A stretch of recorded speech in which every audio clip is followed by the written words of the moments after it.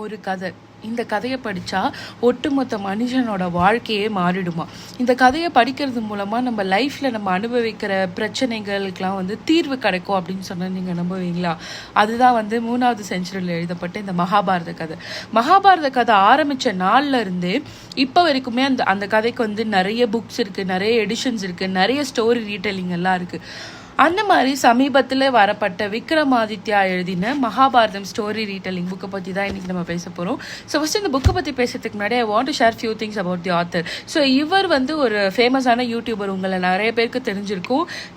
வரலாறு, புராணம், science and technology, அப்புறம் mental health improvement அப்படின்னு சொல்லி பல விஷயத்தை இவர் அவரோட சேனலில் டிஸ்கஸ் பண்ணுவார். அதில் ரொம்ப ஃபேமஸான ஒரு விஷயம் அவரோட மகாபாரத ஸ்டோரி ரீடெல்லிங். இன்ஃபேக்ட் அது ரொம்ப ஃபேமஸ் ஆனதுனால அவர் அந்த புக்காகவே கொண்டு வந்துட்டார். எப்படி அவரோட யூடியூப் வீடியோஸில் காம்ப்ளெக்ஸான விஷயத்தை ரொம்ப சிம்பிளாக அவர் பேசி எல்லாருக்கும் புரிகிற மாதிரி பண்ணுவாரோ, அதே மாதிரி இந்த மகாபாரத எடிஷன் எல்லாருக்குமே புரிகிற மாதிரி இருக்கும். ஜென்ரலாகவே மகாபாரதம் நம்ம இதில் இருக்கிறவங்க எல்லாருமே டிவி ஷோஸாக பார்த்துருப்போம்.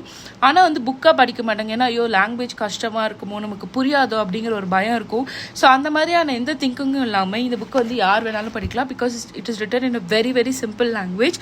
பட் சிம்பிளாக இருக்கிறதுனால ஸ்டோரியோட டெப்த் எந்த இடத்துலையுமே காம்ப்ரமைஸ் பண்ணவே படல.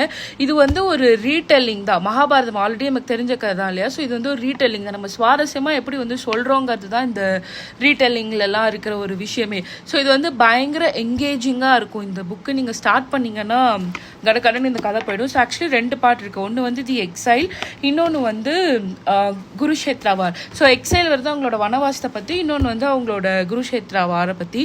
ஸோ இந்த கதை ரொம்ப நேர்த்தியாக இருக்கும். ஜென்ரலாகவே மகாபாரதத்தில் சின்ன சின்னதாக நிறைய குட்டி குட்டி ஸ்டோரிஸ் இருக்கும் இல்லையா?